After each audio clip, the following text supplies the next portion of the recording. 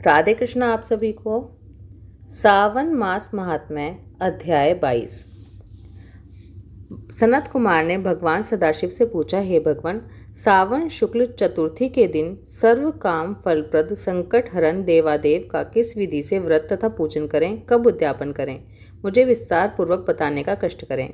भगवान शंकर ने कहा, चतुर्थी के दिन सुबह उठकर दातून आदि करके पुण्यदाता शुभ संकट हरण नाम का व्रत का संकल्प करना चाहिए। हे देवेश, मैं आज चंद्रमा के उदय होने तक निराहार रहूंगा। आपकी पूजा करने के बाद भोजन करूंगा। मेरे ऊपर आए संकट को दूर करें। इस प्रकार संकल्प कर काले तिलों से स्नान कर गणपति की पूजा करनी चाहिए। अपनी सामर्थ्य के अनुसार सोना, चांदी या तांबे की गणेश जी की मूर्ति बनवाएं। यदि इतना ना हो सके तो मिट्टी की प्रतिमा कुम्हार से बनवाएं। पहले अष्टदल कमल के ऊपर घट स्थापित करना चाहिए। उसमें जल भरकर स्वच्छ वस्त्र से ढक दें और उसके ऊपर प्रतिमा रखकर षोडश उपचार द्वारा वैदिक मंत्रों या तांत्रिक मंत्रों से पूजा करनी चाहिए। शुद्ध घी के तिल का 10 लड्डू बनाएं। उनमें से 5 गणेश जी के लिए रखें। भक्ति द्वारा देवता की भांति ब्राह्मण की पूजा करनी चाहिए और दक्षिणा देकर प्रार्थना करनी चाहिए। आपके निमित्त इन 5 लड्डुओं को फलों तथा दक्षिणा सहित दे रहा हूँ। आप इन्हें ग्रहण करें। आपत्ति से मेरा उद्धार करें। जो कुछ मैंने द्रव्यहीन कम या अधिक किया है, हे विप्र रूप गणपति, वह सब परिपूर्ण हो। इसके बाद ब्राह्मणों को स्वादिष्ट भोजन कराना चाहिए और चंद्रमा को अर्घ्य देना चाहिए।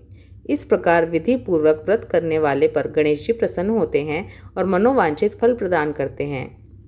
इस व्रत के करने से विद्यार्थी को विद्या, धनवान को धन और पुत्र की अभिलाषा करने वाले को पुत्र प्राप्त होता है।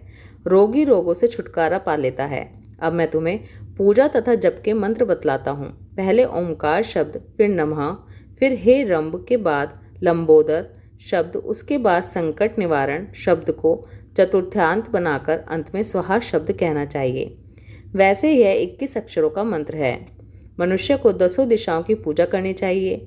निम्नलिखित 21 नामों द्वारा गणेश जी की पूजा करनी चाहिए। गणेश जी के 21 नाम ये हैं: उमापुत्र, अग्नाशन, एकदंत, दंतवक्त्र, मूषक वाहन, विनायक, ईशपुत्र, सर्वसिद्धि प्रदायक, गणाध्यक्ष, स्कंद गुरो, सर्व संकटनाशक, लंबोदर, गौर्य मंगल संभव, धूम्रकेतो, भालचंद्र, असुरमर्दन, विद्या विधान, विकट शूपकर्ण, विघ्नराट, अघानाशन। आप मुझ पर प्रसन्न हो, मेरी सभी अभिलाषाओं को पूर्ण करें। हे प्रभु, मेरे शत्रुओं की बुद्धि का नाश हो तथा मेरे मित्रों का अभ्युदय हो। इस प्रकार प्रार्थना करके अष्टोत्तरशत होम करना चाहिए। व्रत की समाप्ति पर गणेश जी के प्रिय लड्डुओं को ब्राह्मण को बायना देना चाहिए। आगे दिए मंत्र से 5 बार चंद्रमा को अर्घ्य देना चाहिए। शिरोदार्ण वंशभूत, अग्निगोत्र समुद्भूत, शारीन, रोहिणी सहित मेरे दिए हुए इस अर्घ्य को स्वीकार करें। इसके बाद ब्राह्मणों को स्वादिष्ट भोजन करवाना चाहिए और स्वयं भी भोजन करना चाहिए। 4 महीने तक ये व्रत करने के बाद 5वें महीने में उद्यापन करना चाहिए। साधक को पहले व्रत कुंड की शक्ति अनुसार मूर्ति बनानी चाहिए। प्रथम विधि से पूजा करके सुगंधित चंदन द्वारा, नाना प्रकार के फूलों द्वारा पूजा करनी चाहिए। सूप और पायस दक्षिणा सहित गणेश जी की प्रतिमा कपड़े से लपेटकर ब्राह्मण को देनी चाहिए।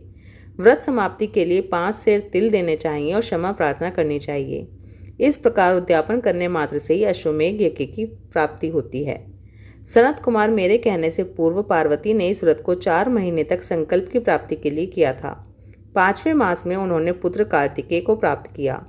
महर्षि अगस्त्य ने समुद्र पान के समय इसे किया था। 3 महीने बाद उन्हें विघ्नेश के प्रसाद स्वरूप सिद्धि प्राप्त हो गई थी।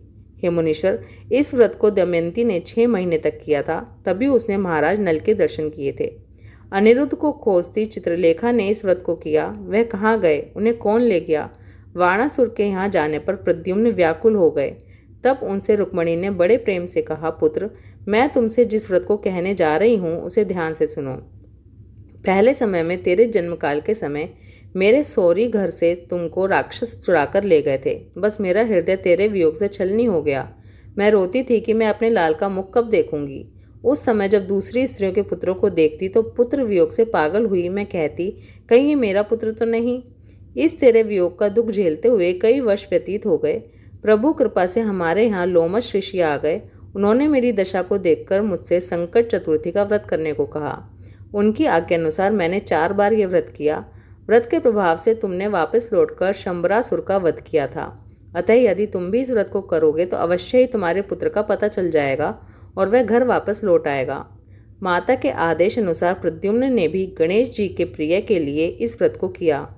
तभी नारद जी ने आकर उनको बताया कि अनिरुद्ध वाणासुरपुरी में है। उसी समय प्रद्युम्न वाणासुरपुरी में गए और वाणासुर को सैन्य सहित जीतकर अपने पुत्र को पुत्रवधू सहित ले आए। प्राचीन काल में दूसरे देवताओं ने भी विघ्नेश के प्रिय के लिए इस व्रत को किया था। मृत्युलोक में इस व्रत के समान सिद्धि देने वाला और कोई व्रत नहीं है। अधिक कहने से क्या लाभ। इस व्रत का उपदेश नास्तिक और शठ को नहीं देना चाहिए।